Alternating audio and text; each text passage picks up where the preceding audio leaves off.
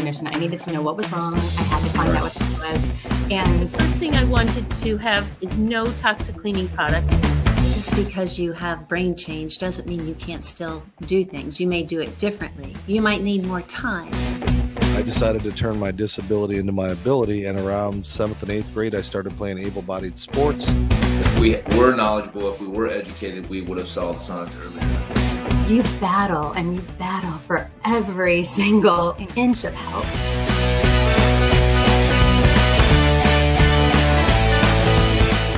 A New Perspective, hosted by Tim Sutton. This broadcast is produced by Griffo Productions. Brought to you by A Better Understanding, giving you a better understanding. Hey everybody, this is Tim Sutton bringing you a new perspective. Just introducing you to different people and their journeys through life, dealing with what I prefer to call differabilities, not disabilities. The reason being, everybody has abilities. It's just sometimes people do things a little bit differently. And a lot of it is understanding, there's so many people out there who have differabilities, things going on in their life and their body that they don't even realize they're dealing with or why they're dealing with. And just exposing you to people who are trying to make a difference to help make their lives better and other people's lives better in the differability community. So last November, I had a young lady on my show. Hopefully you got a chance to see it. If you haven't, I would recommend you go back. I believe it was season 2, episode 25. Kathlena, she's an allergy chef. And just through her struggles of understanding what's going on with her body and the foods we eat and the things we come in contact with, she's found ways to make life a little better for herself and other people. And understanding some of the things in foods that our bodies are reacting to, that, it's a daily struggle. Not many people realize that they're going through this, but she opened my eyes, and hopefully she opened some other people's eyes of what's going on with the things that are around us and the things we are putting in our bodies. So I'd like to bring back Kathlena, the Allergy Chef, to have a second discussion on what she's doing, what she's done since November, and the progress on some things we talked about since last November. So welcome, Kathlena. I'm glad to have you with me today. Hey, it's so great to be back. It's hard to believe that it was November. I feel like, I don't know, time moves strangely in my head. I don't know about you, but it goes quick. It goes quick. Right. And unfortunately, the older you get, the quicker it goes. Yeah. But yeah, I look back and I was surprised myself that it was all the way back in November. And I rewatched the show just to pick up on some things she talked about, and hopefully we can elaborate on some of it today and see where you've been since November. I mean, that's seven good months there that you've had a lot to do. So you better have a lot to tell us, and better have been progress. I mean, okay, I actually do. I have actually completed what I will probably, as of this moment, I can't really think of anything that would change this statement right now. Maybe I will later. But I've literally completed the most important thing I'll ever do in my entire life. It's a culmination project. It's called, so it's in 2 parts. The first one is called the Newly Diagnosed course. And then the second part is called the manual. And it is literally everything you need to know the day you're diagnosed. And both are free. And people are kind of like freaking out that it's free. I've got friends in the industry who, make a business of this stuff. And they're like, you need to charge for this. And I'm like, no, you guys, I couldn't sleep at night charging for this. Like, this is the kind of information that literally saves people's lives. Like, I'm not putting that behind a paywall, you know. And then on the other side, you've got people in tears going, oh my goodness, I can't believe you gave this away for free. And, like, they're benefiting from it. And so what it is the course takes a few hours to get through, but it's, it's how to live, how to shop, how to read a label. It's the information that no one is really talking about. It is what you do when you are newly diagnosed. And then, of course, the manual, it's nearly 100 pages long, and it's got information on, all the majors in terms of food allergies, less common allergies, different diet types, different diagnoses, what they mean, where to start, and then it links out to just hours and hours and hours of more reading that you can do on every single topic. And there's literally nothing else like it out there. And it started in a weird way as like almost like a joke, but it wasn't a joke, but it sort of was. This was years ago. A friend and I are talking, and she goes, yeah, when my son was diagnosed with a seed allergy, they didn't tell us what it means. And I go, what do you mean they didn't tell you? Like, they weren't like, this is what you avoid. She goes, they literally said, he has a seed allergy. Here's an EpiPen. See you later. And I'm like, no. She's like, I felt scandalized by the whole thing. I'm like, they didn't, right? And I was like, you know what? And this is like righteous anger me at the time. I'm like, I'm going to write a manual. And I'm going to make sure that every doctor in the country gets a copy of it and that they have to give it out to every new patient. And she's like, yeah, you do that. We kind of laughed about it because, you know, it's a really big undertaking to write a document of that magnitude, you know, with everything that different people experience. And sure enough, I finished it. And it was like, this is a big deal. Like, if you're outside and you don't deal with any kind of dietary restriction, I guess the way I could give it to you is, imagine if someone wrote you the manual for life, like quite literally said, you know, this is how you file your taxes. This is where the grocery stores are in your area. This is how you negotiate for a better pay raise. Like, if I literally gave you the manual of life and just said, here you go, you know, and I gave it out to like everybody on their 18th birthday, right? When they're now responsible for themselves. That's kind of the equivalent, right? This is the equivalent of, you've just been diagnosed with a food allergy or a food intolerance. Here's the manual of life. Like, that's what I wanted to ask you about, because you had brought that up in November about that. That was one of the things that you wanted to get done, and you were in the process of trying to put that together, because too many times doctors are saying, hey, you've got this or that, but see you later, you know, check back with me in a couple months. But they're really not defining or explaining what the parameters are of that allergy or that situation. And you said you wanted to take those, I guess, diagnoses and explain what it meant, because a lot of times doctors are not taking the time to explain, okay, instead of just, this is what we think it is, this is how you deal with it. Exactly. And that's the thing, like the manual and the newly diagnosed course, it is not a tool for diagnosis, right? It's more the, now you know, now what do you do, right? And what I was finding is that there was so much bad information or so much partial information, and then also a lot of sterilized information, because, you know, a lot of the stuff that's out there, they want to speak to the absolute certainty without recognizing that no two people are the same. Right. And so they'll only cover like some topics. You know, for example, you won't find a lot of literature on less common reactions. It's just not there, right? You won't find a lot of literature on biphasic buildup and all other types of reactions, whereas I covered all of it, because why not, right? Like, why not tell people, hey, these are the different experiences you might have? Because when we don't cover that range, a lot of people end up feeling left out, like, oh, well, maybe this doesn't apply to me. Maybe that's not what I have. But then when they finally read, like, oh, well, I've been through this, right? Like, they suddenly feel so seen and feel like you get me, you know? And I think that's a good chunk of the battle too sometimes. Well, I wonder, you know, it's like even Alzheimer's, when you get diagnosed with Alzheimer's, you are pretty much diagnosed with the probable early onset of Alzheimer's. And I wonder sometimes if the doctors sometimes have these diagnoses and they say, well, it's this. Well, in reality, it may be the probable, you know, situation. But if they take that step and do some research and look at some of the information you provided and try some of these, I don't know if you want to call them remedies, but try some of these alternative methods to see if you see a difference. And then I think it would validate whether or not what the diagnosis is valid, you know, but at least step up and try these things that you suggest you've researched. And they may find that, no, that doesn't help. That doesn't make a difference, but then they can move on to something else. But you wonder if some of the diagnoses are coming out where, it's technically we believe it's probably this. So go, you know, sorry, don't have anything else to help you, but see you later. We'll see you in 6 months. Yeah. We live in a time where there's a lot of Band-Aid medication, and people just this was one of the hardest lessons for me to learn personally. And I'm sure you've learned this lesson as well, but a lot of people don't want to take responsibility for themselves. They literally just want to hand over that part of whatever, they're like, oh, you have 6 initials after your name? Cool. Here's all my power. And I'm like, why?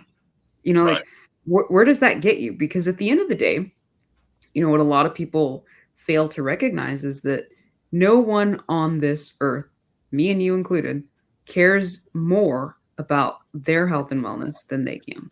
Like, you're the only one who can care enough to make real change happen, right? Like, even doctors, like really good, well-meaning, super kind, awesome and attentive doctors, even they don't live in your body, right? Like, they can't force you to do what you need to do. They can't do a lot of things. I mean, yeah, you have those moments where it's like, okay, my arm is broken and they reset your arm. Okay, cool. In that moment, they did it, right? Like, you weren't going to do that by yourself. But when you're looking at anything outside of like emergency medicine, like, you've got to be the driving force to help yourself, Right. You talk about accountability and responsibility. It's just, it just popped in my mind. Being a retired law enforcement in 34 years, I can't tell you the number of times I've heard and seen you arrest somebody, or you go see what's in their pocket and you pull it out and they're going, oh, these aren't my pants.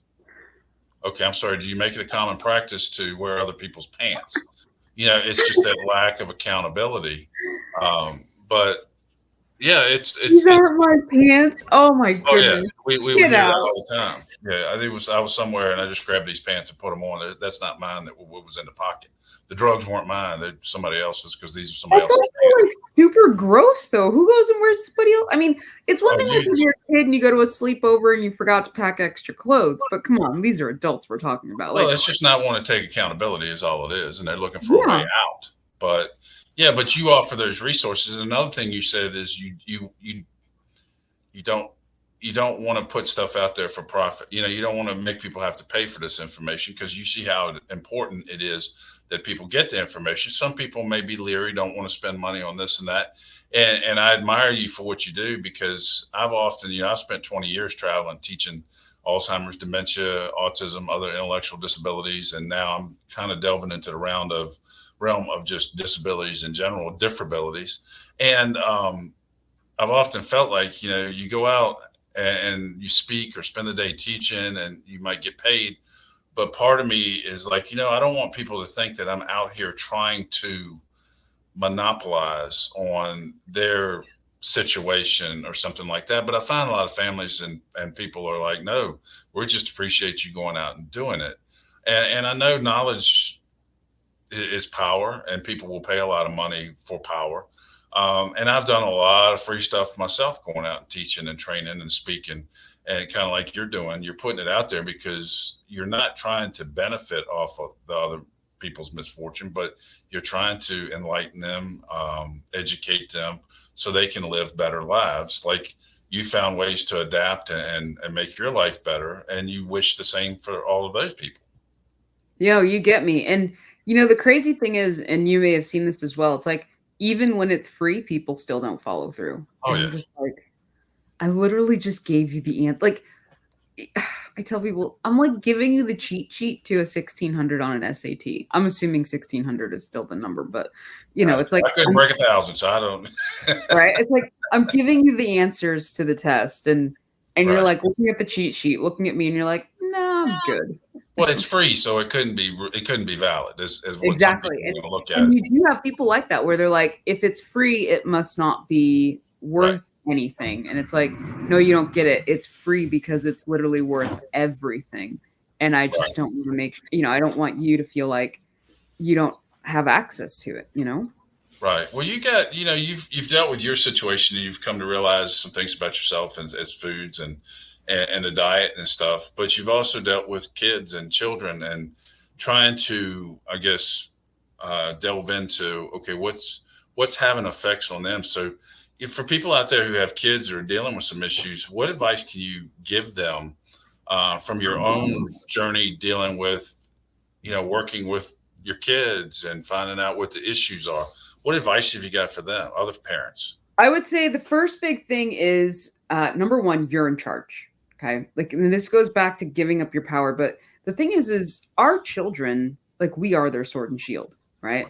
If we take our foot off the gas, we're telling someone else, you're in charge of my kid now. And you don't know who you're giving that power to. So first and foremost is you are in charge. this is your responsibility. It is your job to not only protect that child, but to learn everything you possibly can about what you think it might be or what it could be, learn all the different options, and get the second, third, fourth, fifth, 10th, 20th opinion. Do what you have to do, and don't be afraid to push back. A lot of parents, they think that, well, the doctor said. I'll tell you a story. A family approached me for help with their child who was failure to thrive. Now, failure to thrive basically means if we can't change this, there's a good chance your child is going to die. Okay, big deal. It's not pleasant. And it's a lot of suffering for the child, right? The kid was basically refusing to eat food at this point, and I said, okay, show me the list of everything the child's allergic to, and let me know what you're feeding them. Well, come to find out, they were feeding the child what they had been diagnosed as allergic to. And the first thing I was like, why are you doing this? And they said, well, the doctor said it was okay because the numbers were low enough. And I said, okay, well, here's the problem. You're basically teaching your child at every meal they will be in pain. You need to eliminate the foods the child is allergic to. It doesn't matter what the numbers say.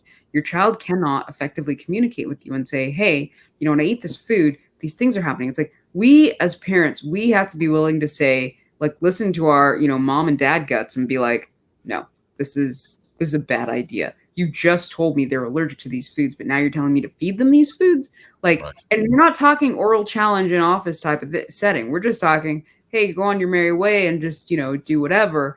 Like, no, that does not work. Now, no two people are the same. Yes, testing can be, false positives, false negatives, all these things, but you have to start somewhere, right? You have to look at these test results and go, let's for the next 30 days, assume they're true, eliminate everything there. We're going to keep a detailed food journal. We're going to take photos of everything so we don't forget what happened. We're going to write it all down, and let's see what happens. Let's at least make sure the diagnosis is valid and that, the issues that we were seeing before have cleared up, right? Like, people aren't taking these steps. And so it's, I think that's why the first big piece of advice is simply, you are in charge, right? Like and part of the problem too, it's like, this is a bigger problem in society, but we don't teach people how to critically think anymore. We tell them what to think, not how to think. And so people walk into these situations and they're like, well, the doctor said, therefore. It's like, I don't care what the doctor said. It's like people who are diagnosed even with other things, right? Like when doctors are like, look at me, they're like, you're going to be dead in 30 days. And I'm like, yeah, okay. Doctors say things all the time that don't pan out. And people, for whatever reason, love to forget that. And they just sort of like take it as, well, the doctor said, and that's not to say that every doctor is wrong. That's not what I'm saying. What I'm saying is that we have a responsibility and a duty of care to ourselves and our children to make sure that what the doctor said is accurate. And if not, that we push back, ask more questions, request a different test, don't be afraid to learn what you can and be like, these are the 10 tests that I keep reading about, that if it's this, these 10 tests could help so much in terms of like the diagnosis, right? Like, don't be afraid to ask for those 10 tests. And guess what? If they tell you no, do it yourself, right? You can order your own tests online, learn how to interpret. That's what I did. I learned how to interpret tests. I learned all the nitty gritty about testing and then ordered like all of them, spent a small fortune ordering everything because I wanted to know, right? Like, somewhere along the line, we have lost our innate curiosity, right? When you think about a child, think about how curious a kid is. When we're adults, we're like, man, I'm so over curiosity. I'm so over investigating and learning and doing. Like, for whatever reason, life just gets the better of you. But if you don't give up on that part of yourself, you learn so much. And like you said, knowledge is power. It's like when you understand, oh, not only am I dealing with this thing over here, but I've also got these other numbers that don't quite look right and need to be addressed and all these things. Like, that's power right there. That is real, tangible power. Because honestly, at the end of the day, it's like, what do we really have that's ours? Our health and wellness is definitely at the top of the list, right? They say money can't buy happiness. Money technically can't buy health and wellness either, right? Like, you've still got to do something. You've got to do some kind of work. But if you're not willing to do it, you have to be willing to accept that life is going to be kind of miserable, right? Like, if there's always something bugging you and you're never really like, on your A game. And that's the thing, like, I don't wish that on children. It's why as an adult, I talk often about less common reactions and what it feels like, because people who are subjecting their children to a lot of things, or they're kind of looking at like, well, we're good enough now, right? Like my kid's still suffering, but it's not as bad as it used to be. And so I go into detail what these reactions feel like, because here's the thing. It's like, for people who don't have a point of reference, I think it's no big deal. And the truth is, it's like, no, you're torturing your child. Like you don't realize you're torturing them. What you just said has sparked two things in my mind is, you think about, well, I was just thinking about fast foods. My child, they want the nuggets. They want to go to fast food drive-through to get some nuggets, and they're crying, and, I don't want my child hurt, and, I don't want them upset. And after a while, no, you can't have it. And then you end up caving in because you get tired of the screaming and whining and all, and you break down, you go buy them that food. But in essence, you're putting, it's instant gratification for that child. But in the long run, you're causing more harm and pain because that child's body eventually is going to react to some of the ingredients. You think about MSG and things like that. It's addicting. But they don't. I don't want them. They want this, and they're really upset. They must be in pain. They really want this, and just to alleviate that instant situation, that self gratification aspect of it, let's get them what they want, so they'll calm down, settle down, stop screaming and crying like they're dying. But ultimately, you're doing harm in that long run, where eventually you may be causing some more pain for that child. And you talk about different doctors. I've been dealing with knee issues. And go to the doctor, and I've had surgery here and there, and they're like, yeah, well, you're pretty much bone on bone, and you're going to need knee replacement, but we're not going to do that for another 4 years. We won't wait till you're 60. Okay, well, I've got friends of mine in their 40s who have had knee replacements. Certain doctors would go ahead and follow through, but the ones I've gone through, no, not until you're 60. So I'm dealing with bone on bone issues. So you get a different perspective from each doctor that you go to. Some doctors are remedying the situation. Others are, no, let's just hold off. Let's just hold off. So it's not a cookie cutter response or answer. It all depends on the doctors that you're going to. Yeah, that's kind of wild to me, because I'd be like, we're going to wait longer. Like, it's not like your knee is going to spontaneously regrow. Right. I mean, like, that kind of doesn't make any sense. Once you can't walk, then we'll go ahead and replace it. But, in their mindset, a lot of them is, well, the knee replacement's only going to be good for so long. So let's hold off until we pretty much don't have any other choice but to do it. So that's just something I struggle with. But that's an example of, I've got friends posting pictures on Facebook. Here's my, it looks like a daggone railroad train track going down their leg where they had a knee replacement, and they're 45, 50 years old. But I'm being told I've got to wait till I'm 60. So that's frustrating in itself. But those are the two things that it just popped into my head as you were talking about that. Well, I mean, and you're absolutely correct. And I think that, speaking to, just giving in to your kids, right? I think it's bigger than just the meals. It's everything. It's, I like to say, generational wisdom. I feel like we've lost so much of it. In terms of like grandparents and great grandparents and, like the whole it takes a village type of thing. And I think we live in today's world where especially moms are being told, well, you've got to be a mom boss, and, you've got to do this, and you've got to do this, and you've got to do this and this and all the thises, right? Like, and if you're not doing all these things, you've somehow failed as a mom, and you've failed your children. And moms are burning out big time, right? And the thing is you rewind 100 years, it wasn't like that, right? When a new baby was in the community, it was like we supported moms, right? Like there was this village that came together. You had, sisters and aunts and grandmas and all these people who would, come in to offer aid and support. And that's not to say that doesn't still happen, but the messaging has changed drastically, right? And, back in the day, 100 years ago, we weren't telling moms to do these 47 things. It was just, raise your kids and be an awesome mom. Like, that's it. That's all you had to do. But nowadays we're saying, no, that's not good enough. It's like, hold on. This is the next generation, right? If moms, I mean, when you think about, front lines and what have you, moms are not only the front line, but they're kind of also the last resort too, right? Like when moms break down, the whole family breaks down, right? But we're not teaching women how to be awesome moms anymore. We're not saying like, hey, when these things happen, this is what we do. Now, what I can say on the positive is that there's this huge online grassroots movement kind of like shepherding women and teaching them really, I don't want to say like old school parenting, but it's kind of old school parenting, but with like modern day wisdom. It's this really cool place that we've never been before, but it's teaching moms like, why does your child calm down when we do these things? Well, it's because we're teaching our children how to, regulate, right? We're teaching them, co-regulation. It's a big deal. Kids can't regulate on their own, but when they feel your heartbeat and they see how calm you are, they're going to mimic that. Like,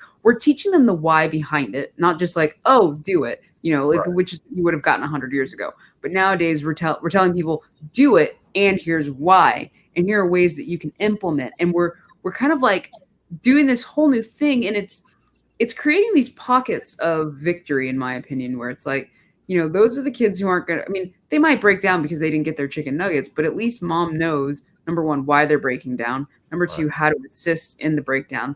Number three, how not to give in on the chicken nuggets. And number four, why not to give in on those chicken nuggets, right? Like, or at least number five, how to find a better for you chicken nugget. Because, at the end of the day, I get why people nugget, like you're tired, or your kid really likes chicken nuggets, or, whatever it is. Like, there's so many reasons why people will nugget. And, I'm not going to sit here and knock it. My kids have had chicken nuggets, right? But it's about, can we find a better way to nugget? Like, that to me is the real thing. It's, I posted this thing once about how we should be nourishing ourselves, and man, the pitchforks came out, and I'm like, why are people so mad about this idea of nourishment? And I realize in part it's because they think they know what I'm saying. They think I'm saying you can't have cookies, you can't have cake, you can't. That's not what I said, right? And my whole thing is I think there should be cookies and cake. Hello, I started a bakery. Like, have you seen the pictures of cake that I post? I think cake is amazing, right? I think cake and cookies and ice cream and chicken nuggets and all the things, I think it's fantastic. I think you should be looking for the ingredients you can pronounce. Well, you need to come out. You need to come out. We were talking earlier about the t-shirts and sweatshirts and stuff. That needs to be the catchphrase. Find a better way to nugget. Right? Yeah. Find like that, because it's true. Like, I think that there's at least 3 brands that come to mind that make like an organic, free, blah blah blah type of chicken nugget that's not gonna, give you cancer in 10 years and all these things, right? Like, there are better for you chicken nuggets. The problem is it's the cost, right? When we look at today's world, where, back in the days of, our grandparents, a man could go to work, provide for his family, buy a house, and like, everything was fine on one income, right? Nowadays, it's like you both have to work to just scrape by. Okay. And that's before we even factor in if someone has a food allergy or food intolerance or any other kind of, impairment at all, where we know that these things come with costs, right? I was just talking about the hidden costs of food allergies the other day. And just the simple task of like sending a kid off to college, you might pay an extra $10,000 to $20,000 compared to all the other kids, because you've got to provide all that food, right? It's like there are so many things that people don't think about until they have to. And so when we look at the cost of just food in general, right? Like before any sort of allergy or intolerance, you're already paying a bunch of money for food. And then along comes Kathleen and says, find the better nugget. And it's like, well, the better nugget is 2 times the cost. I can't afford the better nugget. And then I might say, well, make the better nugget. And they're like, well, I don't have time to make the better nugget. It's like, what do people do? Like, I don't know. And it's really hard, Well, you've got information out there that can help people and families deal with a lot of these things. What's the best? How can people get in touch with you and get hold of your resources to help work on their children, their family members? What's the best way to get in touch with you and see what resources you have provided? Yeah, start with the website, theallergychef.com. That is the best place to start. It has loads of free articles. You can find the information for newly diagnosed. And then there's also links to like, social media and the Raise membership if you want to take it further for people who need more resources. But definitely just start at the website. Like, that is the best place. some of the articles there are just like absolute gold. It gives you information just not only on like, practical living, but also things you could purchase, if you're looking for X, Y might be the answer, that sort of thing. And also too, like ways to get your kids involved. Because that's also a big deal. Like when we get our kids involved with whatever they're managing, whether it be, a food issue or even a non-food issue, that's when we also see all sorts of great improvement. And it's also teaching our kids how to like advocate for themselves and take responsibility for themselves. You know what I mean? Like we're giving them a gift when we can, teach them how to do right by themselves. Right. And I think in the long run, waiting for that long run, because we've gotten to be such a spontaneous civilization. We want that self-gratification, but, talking about changing that diet, yeah, it's going to be difficult for a good while until your body adapts to what you're putting in it. But ultimately, I think you'll see relief, or your children will see relief and start feeling better. But it's a thing where you got to hunker down and really make a decision. Hey, we're going to do this. We're going to try this. And yeah, it might be a rough few weeks, a couple months. But I think realizing in the end, down the road, there's going to be a benefit to what you did.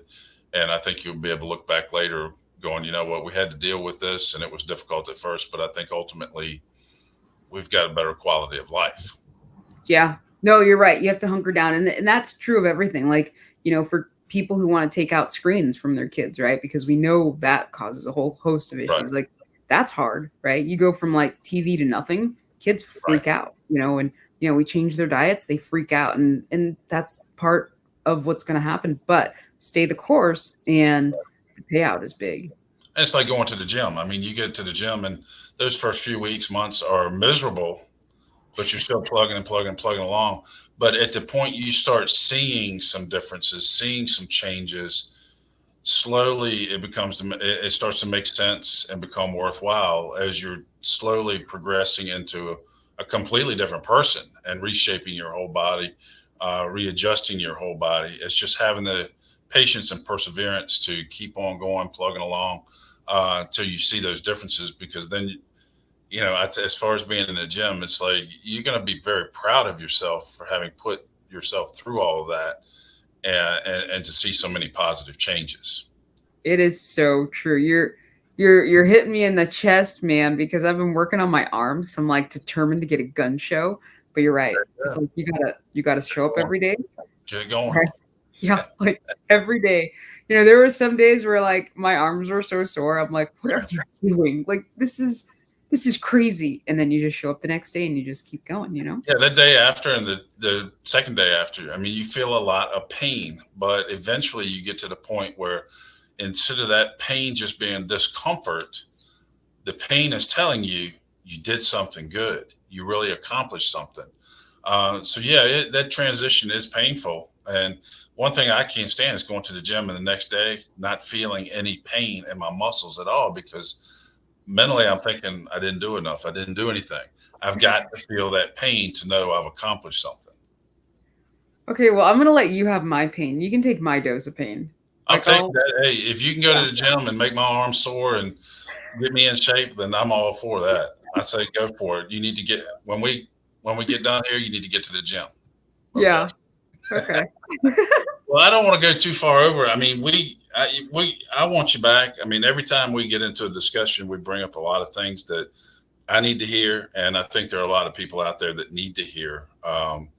Because quality of life is huge, and there's nothing worse than just being miserable 24 hours a day, 7 days a week.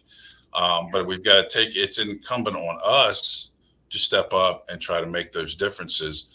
But again, if we don't know what those changes and differences are that we need to make, we're just on a treadmill.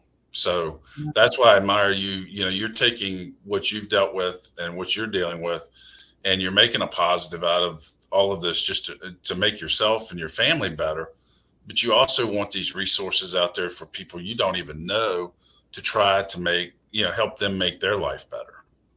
Well, me, I'm out here to change the world. That's my ultimate goal. So well, that's a great goal to have. Again, we should, next time we should talk about just what it looks like. What does that diagnosis state look like, right? Like, at what point do people reach their breaking points? I mean, I know we can't go over, but I mean, there's a lot we can unpack. Well, it's just the lack of time. But like I said, we're going to have you back because I want to talk about, we talked about the first show about GAPS, GAPS.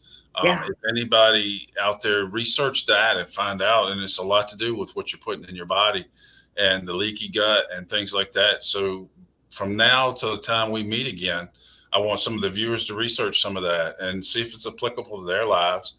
And maybe we can come back and talk about that and offer some more suggestions or resources to help them. So again, just tell us how everybody can get in touch with you and see what you have out there. Check out theallergychef.com. Even on that site, there's a contact page. If you want to get in touch and you're just like, hey, I don't even know where to start, shoot an email. A lot of people feel like, they can't even ask for help online or whatever. Right. Like, I mean, it might take me a hot minute to respond to you sometimes, but send that message if that's what it takes. I'm happy to point people in the right direction because ultimately that's what this is all about. I really am just on a mission to change the world one bite at a time. Well, you're doing it. And I'm glad we've been able to connect, and through Anthony Griffo Productions, we're able to sit here and have this conversation, and we will follow up with many more conversations, hopefully, as you're available. But I just want to thank you so much for coming on and talking and chatting. And, you've opened my eyes, and hopefully some other people out there, you've helped them come to the realization they need to really sit back and reevaluate how they're living life and feeding themselves. And you're an amazing resource and a great person just to sit and talk to. So I appreciate you being here. Well, thank you. And I could say all the same about you. I wish everybody who watches your show could sit and chat with you the way you and I get to sit and chat, like before the show. Well, I'm just goofy. I'm just goofy. That's all.